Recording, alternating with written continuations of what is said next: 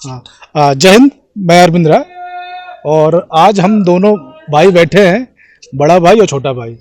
ये फौज के ex ordinary lieutenant Rajesh Pandey भैया हैं और ये 54 या 55 साल की एज में यूपी टीजीटी में बायोलॉजी के टीचर होकर सिलेक्ट होके आए हैं।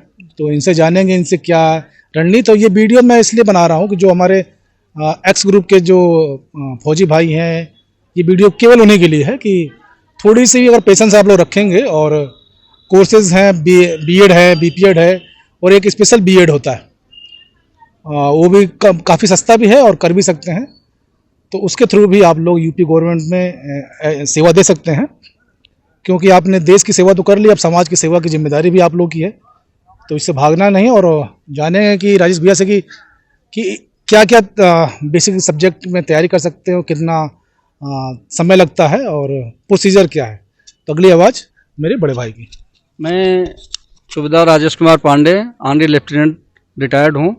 मैं 90 में एजुकेशन कोर में भर्ती हुआ था और वहाँ पे हमने 30 साल सर्विस करके सूबेदार से और ऑनरी लेफ्टिनेंट से रिटायर हुआ।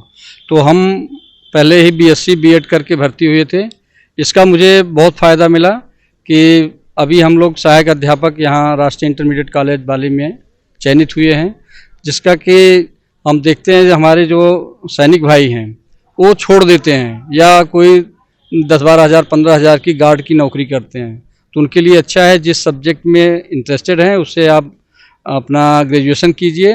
अगर बहुत सारे हमारे भाई तो ग्रेजुएट होते ही हैं, आप ग्रेजुएशन कीजिए और उसके बाद अपना सब्जेक्ट की तैयारी कीजिए। और सबसे अच्छा है ये मौका कि यूपी में जब भी वैकेंसी निकलती है तो उसमें 5% कोटा हमारा आर्मी का होता है। तो आर्मी में ऐसे लोग हैं, जितना मैं जानता हूँ बहुत सारे लोगों को जो वेटिंग में थे वो भी अब चयनित होके आ रहे हैं। तो आप लोग चाहे किसी भी सब्जेक्ट के हों तो थोड़ा अपना स्टडी से कांटेक्ट में रहिए और पढ़ाई करते रहिए, और जब भी वैकेंसी निकलती है तो उसको आप अप्लाई कीजिए। और हर सर्विस में यूपी में 5% कोटा है, तो जिसमें आपका चयन होना लगभग निश्चित रहता है। तो इसलिए इन चीज़ों को बहुत ध्यान से देखते हुए अपना कीजिए। उसके बाद जो सेंटर की नौकरी होती है उसमें भी हमारा कोटा रहता है। और हमने देखा है कि एसएससी सीजीएल की अभी वैकेंसी आई थी, उसमें अगर एक जनरल के लिए 270 नंबर चाहिए तो हमारे एक सर्विसमैन के लिए मुश्किल से 79 नंबर पास मार्क था। तो हमने देखा उसमें हमारे 5000 से ज़्यादा एक सर्विसमैन सेलेक्ट हुए हैं। तो अपना स्टडी मत छोड़िए, थोड़ा सा पढ़ते रहिए, थोड़ा सा सब जिसकी तैयारी कर रहे हैं उसके बारे में जानिए और एग्ज़ाम दीजिए। मैं कहता हूँ 100% आप सफल होंगे, इसमें कोई आपको रोक नहीं सकता है। कुल मिला के ये है कि जब भी आप पेंशन आए तो अपनी पढ़ाई मत छोड़िए और पढ़ते रहिए, थोड़ा सा पेशेंस रखिए। और पेशेंस रखने का मतलब ये है कि आप उससे टच रहिए। ये नहीं कि आते ही हम लोग देखते हैं, काफ़ी बुरा लगता है कि आप एक्चुअली बेल्ट की इतनी अच्छी नौकरी करके आते हैं, फिर कहीं जाके गार्ड बनते हैं या किसी का, सबकी अपनी अपनी समस्याएं हैं, लेकिन हम लोग को देखने में अच्छा नहीं लगता। थोड़ी सी अगर पेशेंस रखेंगे, पढ़ाई कर लेंगे तो आपको अच्छी नौकरी प्लस देश के सेवा कर ली है, अब समाज की सेवा की जिम्मेदारी भी आपको उठानी पड़ेगी। और स्कूल डिपार्टमेंट यूपी में 5% कोटा है, थोड़ा सा पेशेंस रखिए। और जैसे भैया और क्या क्या फैसिलिटीज़, हम जैसे टीचिंग लाइन तो है ही है, और किसमें और है? हर सर्विस में, चाहे हमारे सेंट्रल गवर्नमेंट की हो चाहे यूपी गवर्नमेंट की हो, हर सर्विस में हम लोगों को 5% का रिजर्वेशन मिलता है। ये है कि समूह ख और ग के लिए मिलता है, ए और बी के लिए नहीं है। तो इन चीज़ों का ध्यान रखें। और मैं कहता हूँ कि जो हमारा रिजर्वेशन है इसमें लोग मिलते नहीं हैं। इस तरह से हो जाता है कि जिनको कम से कम, मैं देखता हूँ कि जो कट ऑफ है हमारा सबसे लोवेस्ट एक सर्विसमैन का होता है। तो उसके बाद का तो गवर्नमेंट फिर लेती ही नहीं, कि उनके किसी काम के नहीं होते। तो इसलिए आप थोड़ा सा देखते रहिए कि क्या वैकेंसी कहाँ निकल रही है। CHSL में भी हमने देखा है हमारी एक सर्विसमैन बहुत ज़्यादा लोग सेलेक्ट हुए हैं।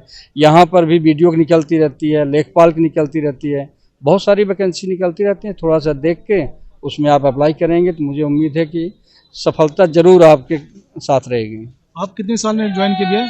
हमने 23 साल में आर्मी ज्वाइन किया था और समयबद्ध प्रमोशन वगैरह होते हुए फिर 2019 जनवरी में 30 साल की सर्विस करके सूबेदार ऑनरी लेफ्टिनेंट से रिटायर हुआ। और वहाँ का अनुभव मुझे बहुत काम आया कि थोड़ा सा सब्जेक्ट से रिलेटेड केवल मैं अपने बच्चों को खुद पढ़ाता था, तो देखा कि हमारा इसमें सिलेक्शन हुआ और बहुत अच्छे नंबर पे था मैं, जितना कि दूसरे कैटेगरी के थे उन बच्चों जैसा हमारा काफ़ी अच्छा नंबर था। तो यहाँ सेलेक्ट होके हम राष्ट्रीय इंटरमीडिएट कॉलेज बाली में नियुक्त हुए। और मेरे बारे में तो आप लोग जानते ही होंगे। तो मेरे कहने का मतलब है कि थोड़ी सी अगर आप लोग तैयारी करते होंगे और पढ़ते होंगे तो पेशेंस रखिए। वैकेंसी अभी भी आने वाली है, आपकी एलटी की है आने वाली है, प्लस अभी क्या नाम है टीजीटी पीजीटी की है ही है, इसके बाद भी वैकेंसी है। और वैकेंसी 10,000 के आसपास एलटी की है और उसमें भी अच्छे चांसेस हैं। यूपी टीजीटी पीजीटी का है ही है, ये भी प्राइमरी का भी आने वाला है।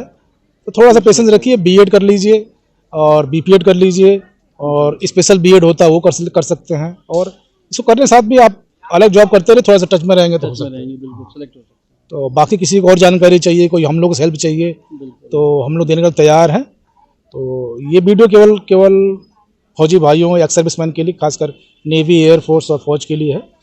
और उम्मीद करता हूँ कि हम लोग की हमारे साथ के बहुत सारे लोग हैं कि नीलमत्था में तो सब फौजी रहते हैं, तो वहाँ पे जितने लोगों ने भरा था सभी चयनित हो गए थे या जो वेटिंग में थे, और जो वेटिंग वाले थे अब सिलेक्ट होके पोस्टिंग हो रहा है। और सैलरी भी अच्छी खासी, बहुत अच्छी हैंडसम सैलरी है। 60 प्लस की सैलरी है, प्लस पेंशन होती है, वो बहुत अच्छा काम चल जाता है। तो आप इस पर पक्का थोड़ा फोकस करिए। और इसके साथ ही जय हिंद, जय भारत, खुश रहिए, स्वस्थ रहिए, मस्त रहिए और मुस्कुराते। जय हिंद, आई लव यू।